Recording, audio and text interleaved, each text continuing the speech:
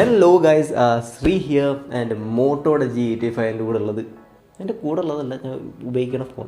So എന്തായാലും നമുക്ക് ഫോണിനെ കുറിച്ച് പറയുമ്പം ലിറ്ററലി ഫീൽ എന്ന് പറഞ്ഞ സംഭവം ഉണ്ടല്ലോ.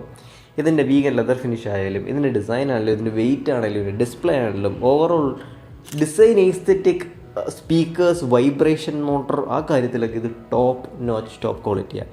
പക്ഷേ ഒരു ഫോണിന് ഫണ്ടമെൻ്റലി നല്ലോണം വേണ്ടത് അതിൻ്റെ പ്രോസസ്സറാണ്. അത് ഇതിനില്ല. ആൻഡ് അതിനെക്കുറിച്ച് നമുക്ക് ഡീറ്റെയിൽ ആയിട്ട് സംസാരിക്കാം. അതിൻ്റെ ഫോണിൻ്റെ ജനറൽ ബിൽഡ് ക്വാളിറ്റി ഡിസൈൻ നമുക്ക് നോക്കാം. എനിക്ക് ഡിസൈൻ ഏറ്റവും ഇഷ്ടപ്പെടാൻ കാരണം എന്ന് വെച്ചാൽ ഇതിൻ്റെ ഡിസൈൻ മോട്ടോയുടെ H50 Pro ഒക്കെ ആയിട്ട് ഭയങ്കര സിമിലറാണ്. അത് ഭയങ്കര നല്ലൊരു കാര്യം എന്ന് വെച്ചാൽ അത്യാവശ്യം ലൈറ്റ് വെയിറ്റ് ആണ്. 171 ഗ്രാംസേ ഉള്ളൂ ഈ വലിയൊരു ഫോൺ. രണ്ടാമത്തെ സംഭവം എന്ന് വെച്ചാൽ ബാക്കിൽ ആ വീഗൻ ലെതർ ഫിനിഷ് കൊടുക്കുന്നതുകൊണ്ട് തന്നെ ഞാൻ നേരത്തെ പറഞ്ഞില്ലേ ഒരു പ്രീമിയം എക്സ്പീരിയൻസ് കിട്ടുന്ന പോലെ നമുക്ക് തോന്നും. മൂന്നാമത്തെ സംഭവം എന്ന് വെച്ചാൽ IP52 സ്പ്ലാഷ് റെസിസ്റ്റൻസാണ്. വെള്ളത്തിൽ കൊണ്ട് മുക്കുകയും ചെയ്യില്ല. ചെറിയ മഴയ്ക്കും ചാറ്റലിനും ഒക്കെ നിങ്ങൾക്ക് ഇച്ചിരി സേഫ്റ്റി കിട്ടും. മൂന്നാമത്തെ സംഭവം എന്ന് വെച്ചാൽ വെയിറ്റ് ഡിസ്ട്രിബ്യൂഷനകത്ത് സൂപ്പർ പ്രോപ്പറായിട്ടുണ്ട്. നിങ്ങൾ വെയിറ്റൊക്കെ എടുത്ത് ഏത് കോർണറിൽ പിടിക്കുമ്പോഴും നമുക്ക് അറിയാൻ പറ്റും അത്യാവശ്യം ലൈറ്റ് ആൻഡ് പ്രോപ്പറായിട്ട് ഡിസ്ട്രിബ്യൂട്ട് ചെയ്തിട്ടുള്ളത്. വേറെ സംഭവം എന്ന് വെച്ചാൽ ഈ ഫ്രണ്ടിൽ ഡിസ്പ്ലേയിലോട്ട് വരുമ്പം അതിൻ്റെ ബെസൽസ് എല്ലാം അത്യാവശ്യം തിന്നാണ്. ഈ പ്രൈസ് റേഞ്ചിൽ നമുക്ക് കാണാൻ പറ്റാത്തൊരു സാധനമാണ്. ആൻഡ് കർവ്ഡ് ഡിസ്പ്ലേയും കൂടാ.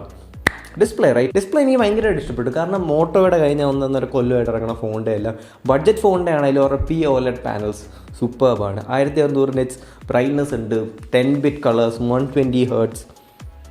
ഇതിൽ കൂടുതൽ നിങ്ങൾക്ക് ചോദിക്കാനൊന്നുമില്ല. അത്യാവശ്യം നല്ല കളർ ആക്യുറേറ്റ് ആണ്, നല്ല സാച്ചുറേറ്റഡ് ആണ്, കുഴപ്പമില്ലാത്ത സർട്ടിഫിക്കേഷൻസും കാര്യങ്ങളും ഒക്കെ ഉണ്ട്. ഈ പ്രൈസ് റേഞ്ചിൽ നിങ്ങൾ ഇതിലും ബെറ്റർ ആയിട്ടുള്ള ഡിസ്പ്ലേ എക്സ്പെക്ട് ചെയ്തിട്ട് കാര്യമില്ല, കാരണം കിട്ടത്തില്ല. ഇത് നല്ലൊരു കിഡിലും ഓൾറൗണ്ടർ ഡിസ്പ്ലേ ആണ്. പിന്നെ ഒരുപാട് type of moderate to light use ഒക്കെ ആണെങ്കിൽ നിങ്ങൾക്ക് ഡിസ്പ്ലേയിൽ ആ ചൂടോ കാര്യങ്ങളോ ഒന്നും ഒരുപാട് ഫീൽ ചെയ്യത്തില്ല.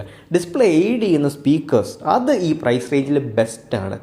ബാക്കി മേജർ കമ്പനീസൊക്കെ ഈ മോണോ സ്പീക്കേഴ്സ് വെച്ച് ആൾക്കാരെ പറ്റിക്കാൻ നോക്കുമ്പോൾ മോട്ടറോള അവിടെ ഒരു true stereo speakers with Dolby Atmos സപ്പോർട്ടൊക്കെ കൊടുത്തിട്ടുണ്ട്. Thank you Motorola. ഈ പ്രൈസ് റേഞ്ചിനകത്ത് ഞാൻ അത് കണ്ടിട്ടേ ഇല്ല. ഈ പ്രൈസ് റേഞ്ചിനകത്ത് ഞാൻ കാണാത്ത വേറൊരു സാധനം എന്ന് വെച്ചാൽ ഹാപ്റ്റിക്സ്. Superb haptic engine. എനിക്കത് മോട്ടോയുടെ H50 Proയിൽ ഉപയോഗിക്കുന്ന സെയിം ഹാപ്റ്റിക് എഞ്ചിൻ തന്നെ ഇവിടെ ഉപയോഗിച്ചേക്കുന്നത്. അത് മാത്രമല്ല, ഈ ഹാപ്റ്റിക് നല്ല വൈബ്രേഷൻ മോട്ടറും അത് ഇൻറ്റഗ്രേറ്റ് ചെയ്തിട്ടുണ്ടല്ലോ ഡിസൈൻ ഓഫ് സോഫ്റ്റ്വെയറിൽ അത് ഇൻറ്റഗ്രേറ്റ് ചെയ്തേക്കുന്ന രീതിയും സൂപ്പർബാണ്. സ്ക്രോൾ ചെയ്യുമ്പോഴും ഹോമിലൊക്കെ പോകുമ്പോഴും ബാക്ക് ബട്ടണൊക്കെ അടിക്കുമ്പോഴൊക്കെ അവർ ലൈറ്റ് ബസ് കിട്ടുന്ന ഭയങ്കര നമ്മൾ വലിയൊരു വില കൂടിയ ഫോൺ ഉപയോഗിക്കുന്ന ഒരു ഫീൽ കിട്ടും. അത് തന്നെ ഞാൻ പറഞ്ഞു, ഈ ഫോണിനകത്ത് ഫീലും കാര്യങ്ങളും ഒക്കെ സൂപ്പർബാണ്. ആൻഡ് അത് അതിൻ്റെ സോഫ്റ്റ്വെയറിലും എനിക്ക് ഭയങ്കരമായിട്ട് ഇഷ്ടപ്പെട്ടു. അണ്ടർ 20K എനിക്ക് 2 ഫോണിൻ്റെ സോഫ്റ്റ്വെയർസ് ഏറ്റവും ഇഷ്ടം. ഒന്ന് CMFൻ്റെ ഫോൺ, ആ ബഡ്ജറ്റ് റേഞ്ചിൽ ആ സോഫ്റ്റ്വെയർ സൂപ്പർബ്. 2 എനിക്ക് മോട്ടറോളയുടെ ഈ ബഡ്ജറ്റ് സോഫ്റ്റ്വെയർ ഇഷ്ടമാണ്. അറിയാം, മോട്ടറോളയുടെ അപ്ഡേറ്റ്സ് അവർക്ക് തോന്നുമ്പോഴേ തരൂ.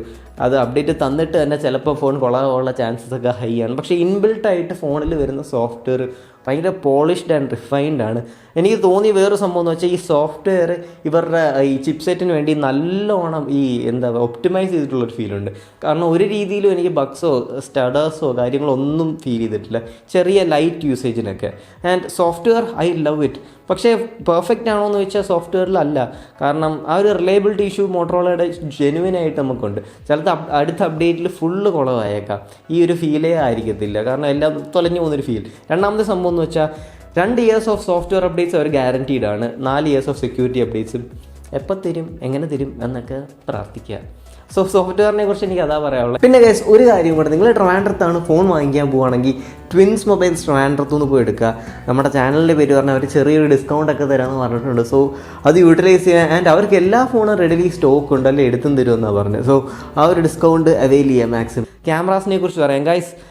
ലൈറ്റയുടെ പുതിയ ഹൈബ്ഡ് സെൻസറൊക്കെയാണ് കൊടുത്തേക്കുന്നത്. ക്യാമറാസിനെ കുറിച്ച് ജെനുവിൻലി പറഞ്ഞാൽ ഭയങ്കരമായിട്ട് ഇഷ്ടപ്പെട്ടൊന്നുമില്ല, പക്ഷേ ഭയങ്കരമായിട്ട് മോശം പറയാനുമില്ല ഈ പ്രൈസ് റേഞ്ചിനകത്ത്. ഈ പ്രൈസ് റേഞ്ചിനകത്ത് എനിക്ക് മെയിൻ ക്യാമറ ഇഷ്ടപ്പെട്ട വിവോയുടെ T3 ഒക്കെ അണ്ടർ 20,000. പക്ഷേ ഇതിന് വേറൊരു വലിയ അഡ്വാൻറ്റേജ് ഉള്ളതെന്ന് വെച്ചാൽ ഇതിന് വൈഡ് ആംഗിൾ ഉണ്ട്. ബാക്കിയുള്ള മിക്ക ക്യാമറാസിനും ഈ പ്രൈസ് റേഞ്ചിലില്ല. Wide angle is really good. അത് ഇവർക്ക് മാക്രോ ആയിട്ട് ഉപയോഗിക്കാം. അതേപോലെ തന്നെ വേറൊരു യൂസും ഉണ്ട്, അത് ഡെപ്ത് അനാലിസിസും കാര്യങ്ങളൊക്കെ അവരുടെ കോമ്പ്യൂട്ടേഷൻ എന്തോ കിട്ടും. കുഴപ്പമില്ലാത്ത ക്യാമറ. എനിക്ക് ഭയങ്കരമായിട്ട് ഹൈപ്പ് ഇടാനോ പറയാനോ ഒന്നുമില്ല. അത്യാവശ്യം സാച്ചുറേറ്റഡ് ആണ്. HDR ഭയങ്കര പൂറായിട്ട് എനിക്ക് തോന്നി കേട്ടോ. പക്ഷേ ഷാഡോസ് ഒട്ടും അപ്ലിഫ്റ്റ് ചെയ്യാത്ത പോലെ ഭയങ്കര കോൺട്രാസ്റ്റ് ഇമേജസ് വരുന്നുണ്ട്. സോ കുഴപ്പമില്ലാത്തൊരു camera system. Top of the line ആണോ എന്ന് ചോദിച്ചാൽ അല്ല, പക്ഷേ ഇതിന് ഡെഫിനറ്റ്ലി ആ വൈഡ് ആംഗിൾ ഉണ്ട്. 4K വീഡിയോ റെക്കോർഡിംഗ് ഇല്ല ഈ ഫോണിനകത്ത്. അതിന് കൾപ്രിറ്റ് പ്രോസസ്സർ. സോ ഗൈസ്, നമുക്കിനിയും പ്രോസസ്സറിനെ കുറിച്ച് സംസാരിക്കാം. പ്രോസസ്സർ ആൻഡ് ബാറ്ററി ലൈഫിനെ കുറിച്ച് പറയുമ്പോൾ എനിക്കൊരു കാര്യം പറയാം. ആദ്യമേ നമുക്ക് ബാറ്ററി ലൈഫിനെ കുറിച്ച് പറഞ്ഞു നിർത്താം. ഒരു 5 to 6 hours screen on time ഒക്കെ നിങ്ങൾക്ക് കിട്ടും. ഒരു മീഡിയം ടു ലൈറ്റ് യൂസേജ് ഒക്കെ ആണെങ്കിൽ. ഹെവി യൂസേജ് ആണെങ്കിൽ നിങ്ങൾക്ക് നല്ല ബാറ്ററി ഡ്രെയിൻ ഫീൽ ചെയ്യും, അത് കൺഫേംഡ്. പിന്നെ 33 വാട്ട് ചാർജിങ് ഉണ്ട്. ഭയങ്കര കിടിലം ബാറ്ററി ലൈഫ് ആണോ എന്ന് ചോദിച്ചാൽ അല്ല. ഇതൊരു 5000 mAh ആണെങ്കിൽ കൂടി തന്നെ ഇതൊരു 6 നാനോമീറ്റർ പ്രോസസ്സർ CPU ആണ്. അതുകൊണ്ട് അത് എന്താ പറയുക, ഇച്ചിരി പെട്ടെന്ന് പവർ ഹംഗ്രി ചിപ്സെറ്റാണ്. അത്യാവശ്യം നല്ല എക്സ്റ്റെൻസീവ് ടാസ്ക് ഒക്കെ ചെയ്യുകയാണെങ്കിൽ ബാറ്ററി ലൈഫിൽ ഞാനൊരു സാറ്റിസ്ഫൈഡ് ടു എബോവ് സാറ്റിസ്ഫൈഡ് എന്ന് പറഞ്ഞ റേഞ്ചുണ്ട്. അല്ലാതെ ഈ 5000 mAh ബാക്കി ഈ വിവോയുടെയും ഓപ്പോയുടെയും ഒക്കെ കിട്ടുന്ന ഒരു ഫീലൊന്നും എനിക്ക് ഇവിടെ കിട്ടത്തില്ല. പെട്ടെന്ന് ഇറങ്ങുന്നതിൻ്റെ കണക്കും എനിക്ക് തോന്നിയിട്ടുണ്ട് ഇച്ചിരി പുഷ് ചെയ്യാൻ നോക്കുമ്പം. ഹീറ്റിങ്ങിനെ കുറിച്ച് പറയുകയാണെങ്കിൽ പുഷ് ചെയ്യുമ്പോൾ നല്ലോണം ചൂടാവും, അല്ലാതെ ബാക്കിയുള്ള കാര്യങ്ങളൊക്കെ മോഡറേറ്റ് ആണ്. ഇനി പ്രോസസ്സറിനെ കുറിച്ച് പ്യൂർലി നമുക്ക് സംസാരിക്കാം. ഇതിനകത്ത് ഉപയോഗിച്ചിരിക്കുന്നത് 6S Gen 3 എന്ന് പറഞ്ഞ പ്രോസസ്സറാണ്. നെയിമിംഗ് സ്കീം കൊണ്ട് പറ്റിക്കുക എന്നാണ് ഈ പ്രോസസ്സറിൻ്റെ ഉദ്ദേശം. ഇത് കറക്റ്റായിട്ട് പറഞ്ഞാൽ നമുക്ക് ഈ 695 ഈ ഒരു 4 Gen 2 കറക്റ്റ് ഒരു ഓവർ ക്ലോക്ക്ഡ് വേർഷനാണെന്നേ ഉള്ളൂ. അല്ലാതെ നിങ്ങൾ 6 Gen 1 കണക്കോ അതുപോലത്തെ ടൈപ്പ് ഓഫ് CPU അല്ല GPU അല്ല ഇത് കൊടുത്തേക്കുന്നത്. അതുകൊണ്ട് നിങ്ങൾ ചെറുതായിട്ടല്ലേ ഒരു ഹെവി യൂസറാണെന്ന് നിങ്ങൾക്ക് തോന്നുന്നുണ്ടെങ്കിൽ, ഒരു പവർ യൂസറൊക്കെ ആണെങ്കിൽ നിങ്ങൾക്ക് അണ്ടർ 20,000 ഞാൻ ഈ ഫോൺ റെക്കമെൻഡ് ചെയ്യത്തില്ല. കാരണം CMFൻ്റെ ഫോണിനകത്ത് നിന്ന് ഡിമെൻസിറ്റി 7300 ആണെങ്കിലും അതേപോലെ തന്നെ ഈ വിവോയുടെ T3യും iQOO Z9 ഒക്കെ ആ റേഞ്ചിലൊക്കെ കിട്ടുന്ന ഫോണിൻ്റെയൊക്കെ പ്രോസസ്സർ മച്ച് ബെറ്ററാണ്. സോ ഗെയിമിങ്, മൾട്ടിമീഡിയ അങ്ങനത്തെ ഇച്ചിരി ഹെവി ഇൻറ്റൻസീവ് ടാസ്ക് ഒക്കെ ആണെങ്കിൽ ഈ ഫോൺ നിങ്ങൾക്ക് സൂട്ട് ആവില്ല. You have to skip this one. പക്ഷേ അതർ ദാൻ ദാറ്റ് നിങ്ങളൊരു ലൈറ്റ് ടു മോഡറേറ്റ് യൂസറായി എപ്പോഴും ഫോൺ വിളിക്കുകയും വെബ് സർഫിങ്ങും വാട്സാപ്പൊക്കെ യൂസ് ചെയ്യുന്ന ഒരാളാണെങ്കിൽ നിങ്ങൾക്ക് ഡീസൻ്റ് ആയിട്ടുള്ള ബാറ്ററി ലൈഫ് കിട്ടും. ഡീസൻ്റ് എന്ന് പറഞ്ഞാൽ ഒരു 6 hours മാക്സ് ആ ബാറ്ററി ലൈഫ് കിട്ടും. രണ്ടാമത്തെന്ന് പറയുമ്പം കുഴപ്പമില്ല, ഒരുപാടൊന്നും ഹീറ്റ് ആവത്തില്ല. അത്യാവശ്യം നല്ല camera system, superb display design, haptic speaker. അതുകൊണ്ട് മൈ വേർഡിക്റ്റ് ഇസ്, നിങ്ങൾ ചെറിയ രീതിയിലും ഗെയിമൊക്കെ കളിക്കുന്ന ആളാണ്, ചെറിയ രീതിയിലും ചെറുതായിട്ടൊക്കെ പുഷ് ചെയ്യാനും ഫോട്ടോ എഡിറ്റ് ചെയ്യാനും വീഡിയോ എഡിറ്റ് ചെയ്യാനൊക്കെ വേണ്ടിയാണ് നിങ്ങൾ 20,000 രൂപയ്ക്ക് ഫോൺ എടുക്കുന്നതെങ്കിൽ നല്ല ഫോണാണ് ഇത്. ഡിസ്പ്ലേയും സ്പീക്കേഴ്സും ഒക്കെ സൂപ്പർ ആണെങ്കിൽ കൂടെ തന്നെ ഞാനിത് റെക്കമെൻഡ് ചെയ്തില്ല. കാരണം ചിപ്സെറ്റ് ഇച്ചിരി കൂടെ നല്ലതുണ്ട് ബാക്കി ഈ മാർക്കറ്റ് നോക്കുവാണെങ്കിൽ. അങ്ങനത്തെ നോക്കുവാണെങ്കിൽ നിങ്ങൾക്ക് CMFൻ്റെ ഫോൺ 1 നോക്കാം. അതേപോലെ തന്നെ നിങ്ങൾക്ക് ഇച്ചിരി കൂടെ ബഡ്ജറ്റ് അപ്പ് ചെയ്യാൻ പറ്റുമെങ്കിൽ വിവോയുടെ T3യും ആ സീരീസ് ഓഫ് ഫോണും നോക്കാം. സോ പക്ഷേ ഞാൻ ഈ ഫോൺ ചില സ്പെസിഫിക് ഓഡിയൻസിന് റെക്കമെൻഡ് ചെയ്യും. നിങ്ങൾ ഒട്ടും അതിൻ്റെ ഈ CPU GPU ഒന്നും നല്ലോണം മുതലെടുക്കാത്ത ഒരാളാണെന്ന് വെച്ചാൽ ലൈറ്റ് യൂസർ, നിങ്ങൾക്ക് വാട്സാപ്പിൽ മെസ്സേജ് അയക്കുക, ഫോൺ വിളിക്കുക, വീഡിയോ കോൾ ചെയ്യുക, അങ്ങനത്തെ പരിപാടിയൊക്കെ ആണെങ്കിൽ ഗുഡ്, ഈ ഫോൺ നിങ്ങൾക്കുള്ള. ഇതാണ് CPUവിൽ ചെറിയ എന്ന് പറഞ്ഞാൽ പെർഫോമൻസിൽ ചെറിയൊരു സാക്രിഫൈസ് വരുത്തുന്നുണ്ടെങ്കിലും ബാക്കിയെല്ലാം വെച്ച് നോക്കുമ്പം ഇതാണ് ബാക്കി എല്ലാ ഫോണിനെക്കാട്ടി ബെറ്റർ പാക്കേജ് ഈ പ്രൈസ് റേഞ്ചിനകത്ത്.